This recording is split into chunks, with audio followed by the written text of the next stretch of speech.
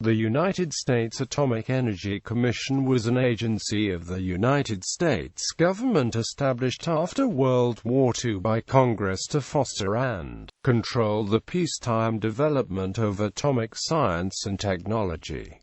President Harry S. Truman signed the McMahon Atomic Energy Act on August 1, 1946, transferring the control of atomic energy from military to civilian hands, effective from January 1, 1947. Public Law 585, 79th Congress. This shift gave the first members of the AEC complete control of the plants, laboratories, equipment, and personnel assembled during the war to produce the atomic bomb. During its initial establishment and subsequent operationalization, the AEC played a key role in the institutional development of ecosystem ecology. Specifically, it provided crucial financial resources, allowing for ecological research to take place. Perhaps even more importantly, it enabled ecologists with a wide range of groundbreaking techniques for the completion of the research. In the late 1950s and early 1960s, the AEC also approved funding for numerous bioenvironmental projects in the Arctic and near-Arctic. These projects were designed to examine the effects of nuclear energy upon the environment and were a part of the Commission's attempt at creating peaceful applications of atomic energy. An increasing number of critics during the 1960s charged that the AEC's regulations were insufficiently rigorous in several important areas, including radiation protection standards, nuclear reactor safety, plant siting, and environmental protection. By 1974, the AEC's regulatory programs had come under such strong attack that Congress decided to abolish the agency. The agency was abolished by the Energy Reorganization Act of 1974, which assigned its functions to two new agencies, the Energy Research and Development Administration and the Nuclear Regulatory Commission. On August 4, 1977, President Jimmy Carter signed into law the Department of Energy Organization Act of 1977, which created the Department of Energy. The new agency assumed the responsibilities of the Federal Energy Administration, the Energy Research and Development Administration, the Federal Power Commission, and programs of various other agencies. History. In creating the AEC, Congress declared that atomic energy should be employed not only in the form of nuclear weapons for the nation's defense, but also to promote world peace, improve the public welfare and strengthen free competition in private enterprise.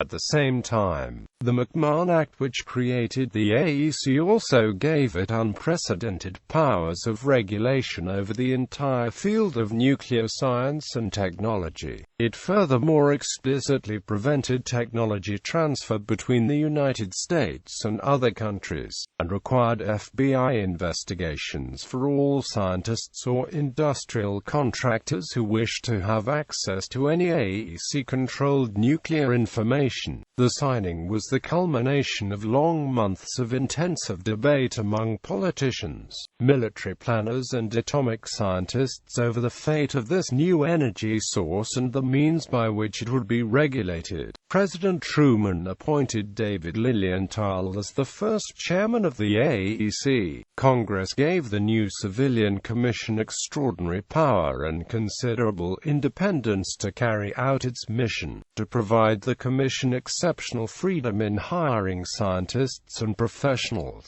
Commission employees were exempt from the civil service system. Because of the need for great security, all production facilities and nuclear reactors would be government-owned, while all technical information and research results would be under Commission control. The National Laboratory System was established from the facilities created under the Manhattan Project. Argonne National Laboratory was one of the first laboratories authorized under this legislation as a contractor-operated facility dedicated to fulfilling the new Commission's mission. The Commission's first order of business was to inspect the scattered empire of plants and laboratories to be inherited from the Army. The AEC was furthermore in charge of developing the United States' nuclear arsenal, taking over these responsibilities from the wartime Manhattan Project. Over the course of its first decade, the AEC oversaw the operation of Los Alamos Scientific Laboratory, devoted primarily to weapons development, and, in 1952, the establishment of a second weapons laboratory in California. It also implemented the CRASH program to develop the hydrogen bomb, and played key roles in the prosecution of the Rosenbergs for espionage. It began a program of regular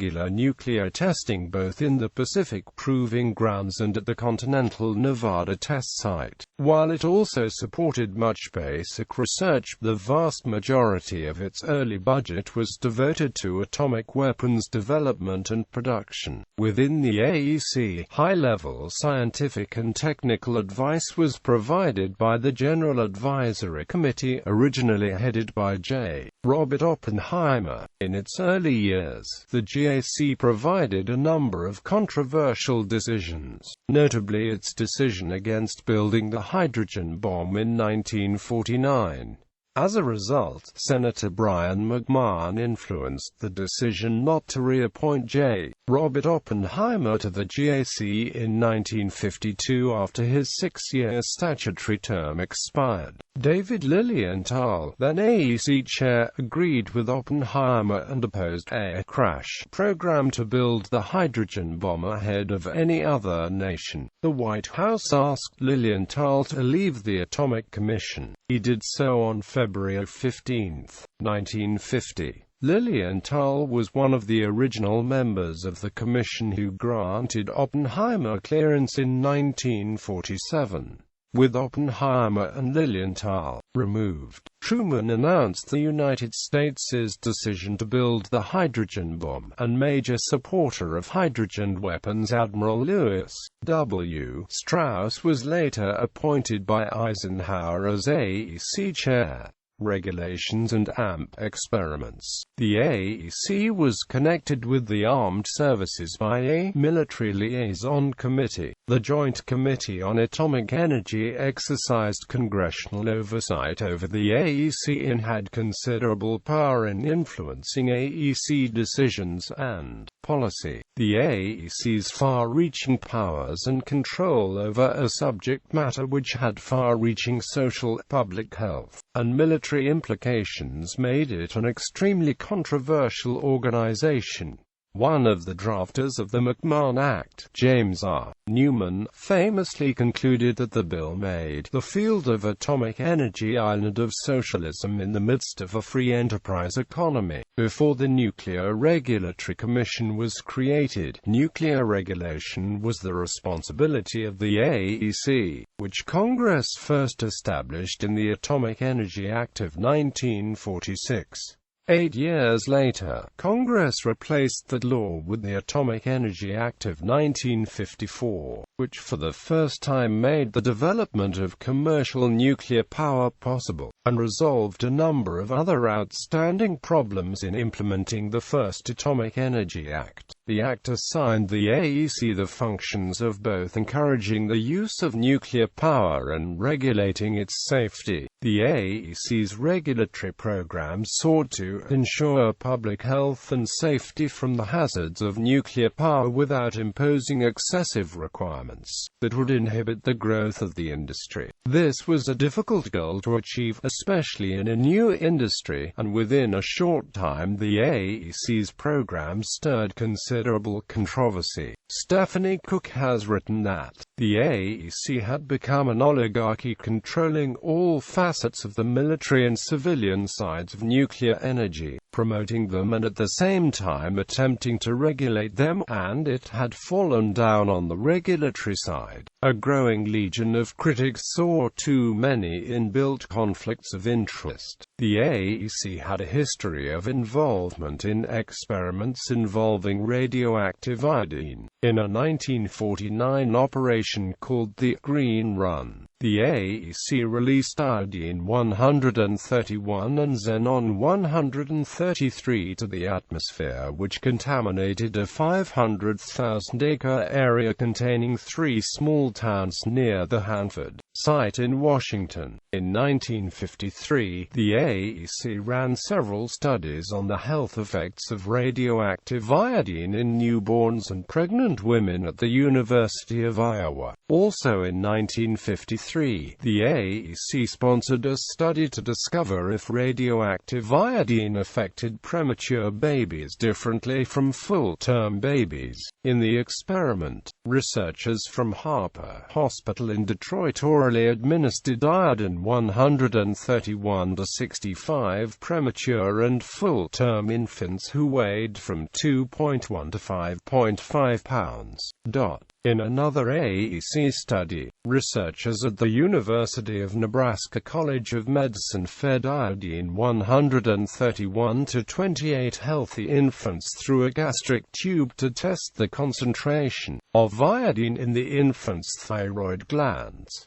Public opinion and abolishment of the AEC. During the 1960s and early 1970s, the Atomic Energy Commission came under fire from opposition concerned with more fundamental ecological problems such as the pollution of air and water. Under the Nixon administration, environmental consciousness grew exponentially, and the first Earth Day was held on April 22, 1970. Along with rising environmental awareness came a growing suspicion of the AEC, and public hostility for their projects increased. In the public eye, there was a strong association between nuclear power and nuclear weapons, and even though the AEC had made a push in the late 1960s to portray their efforts as being geared toward peaceful uses of atomic energy, criticism of the agency grew. The AEC was chiefly held responsible for the alleged health problems of people living near atmospheric test sites from the early 1960s, and there was a strong association of nuclear energy with the radioactive fallout from these tests. Around the same time, the AEC was also struggling with opposition to nuclear power plant siting as well as nuclear testing and experimentation. An organized push was finally made to curb the power held by the Commission, and in 1970 the AEC was forced to prepare an environmental impact statement for a nuclear test in northwestern Colorado as part of the initial preparation for Project Rio Blanco. Into the mid-1970s, the United States Atomic Energy Commission and the Manhattan Project conducted other human radiation experiments. Radiation was known to be dangerous, and the experiments were designed to ascertain the detailed effect of radiation on human health. In Nashville, pregnant women were given radioactive mixtures. In Cincinnati, some 200 patients were irradiated over a period of 15 years. In Chicago, 102 people received injections of strontium and cesium solutions. In Massachusetts, 74 schoolboys were fed oatmeal that contained radioactive substances. In all these cases, the subjects did not know what was going on and did not give informed consent. The government covered up most of these radiation mishaps until 1993, when President Bill Clinton ordered a change of policy. The resulting investigation was undertaken by the Advisory Committee on Human Radiation Experiments, and it uncovered much of the material included in the plutonium files. In 1973, the AEC predicted that, by the turn of the century, 1,000 reactors would be producing electricity electricity for homes and businesses across the United States. But after 1973, reactor orders declined sharply as electricity demand fell and construction costs rose. Many orders and partially completed plants were cancelled. By 1974, the AEC's regulatory programs had come under such strong attack that Congress decided to abolish the agency. Supporters and critics of nuclear power agreed that the promotional and regulatory duties of the AEC should be assigned to different agencies. The Energy Reorganization Act of 1974 transferred the regulatory functions of the AEC to the new NRC, which began operations on January 19, 1975, and placed the promotional functions within the Energy Research and Development Administration. The latter was later incorporated into the United States Department of Energy. AEC Chair, Atomic Energy Commission Commissioner Sumner T. Pike, David E. Lilienthal, Chairman, Robert F. Batcher, William W. Amick, Louis L. Strauss, November 12, 1946, April 15, 1950, Chairman, Gordon Dean, May 24, 1949, June 30, 1953, Chairman, Henry DeWolf Smith, Thomas E. Murray, Thomas Keith Glennon, Eugene M. Zuckett, Joseph Campbell, Willard F. Libby, John von Neumann, Harold S. Vance, John Stevens Graham, John Forrest Floberg, John A. McMahon, Chairman, John H. Williams, Robert E. Wilson, Lauren K. Olson, Glenn T. Seaborg, Chairman, Leland J. Howarth, John G. Palfrey, James T. Ramey, Gerald F. Tate, Mary I. Bunting, Wilfred E. Johnson, Samuel M. Nabrid, Francesco Costagliolo, Theos J. Thompson, Clarence E. Larson, James R. Schlesinger, Chairman, William O. Dubb, Dixie Lee Ray, August 8, 1972, Chairman, William E. Kriegsman, William A.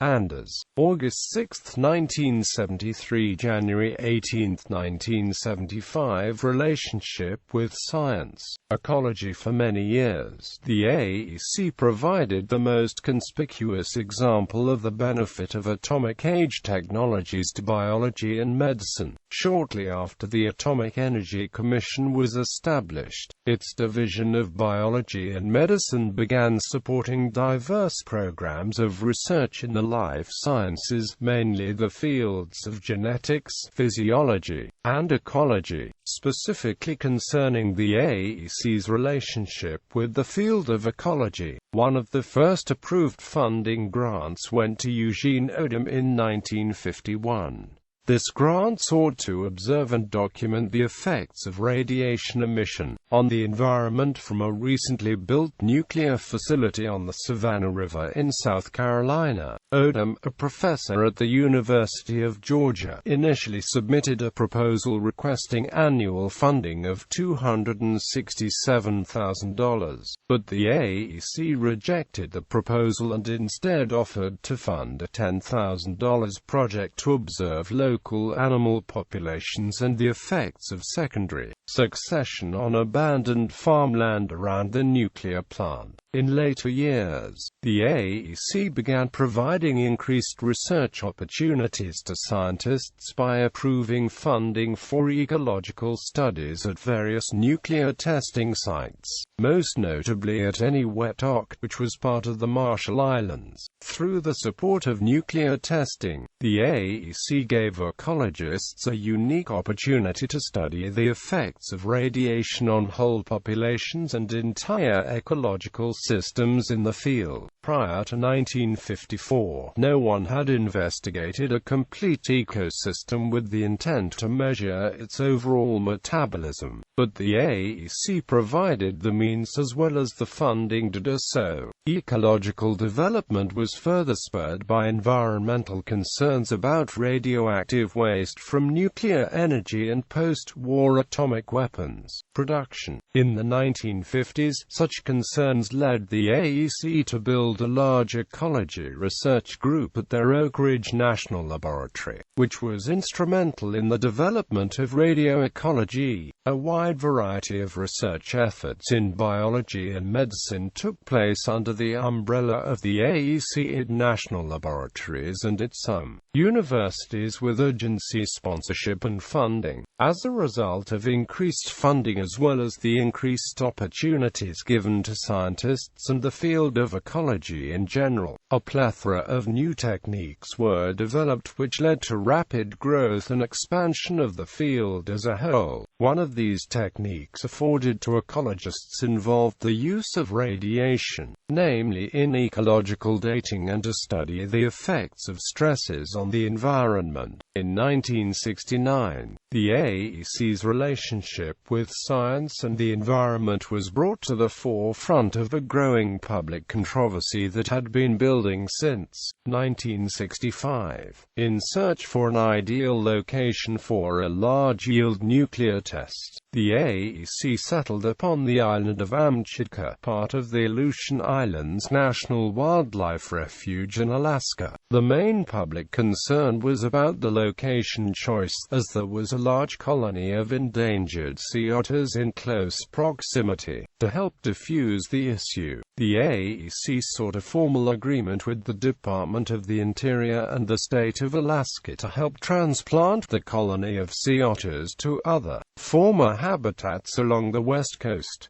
Arctic ecology. The AEC played a role in expanding the field of Arctic ecology. From 1959 to 1962, the Commission's interest in this type of research peaked. For the first time, extensive effort was placed by a national agency on funding bioenvironmental research in the Arctic. Research took place at Cape Thompson on the northwest coast of Alaska, and was tied to an excavation proposal named Project Chariot. The excavation project was to involve a series of underground nuclear detonations that would create an artificial harbor, consisting of a channel and circular terminal basin, which would fill with water. This would have allowed for enhanced ecological research of the area in conjunction with any nuclear testing that might occur, as it essentially would have created a controlled environment where levels and patterns of radioactive fallout resulting from weapons testing could be measured. The proposal never went through, but it evidenced the AEC's interest in Arctic research and development. The simplicity of biotic compositions and ecological processes in the Arctic regions of the globe made ideal locations in which to pursue ecological research, especially since at the time there was minimal human modification of the landscape. All investigations conducted by the AEC produced new data from the Arctic, but few or none of them were supported solely on that basis. While the development of ecology and other sciences was not always the primary objective of the AEC, support was often given to research in these fields indirectly as an extension of their efforts for peaceful applications of nuclear energy. Reports. The AEC issued a large number of technical reports through the Technical Information Service and other channels. These had many numbering schemes, often associated with the lab from which the report was issued. AEC report numbers included AEC AECU, AEC AECD, AEC BNL, AEC HASL, AEC HW, AEC EDO, AEC LA, AEC MDCC, AEC TID, and others. Today, these reports can be found in library collections that receive government documents through the National Technical Information Service, and through public domain digitization projects such as HathiTrust.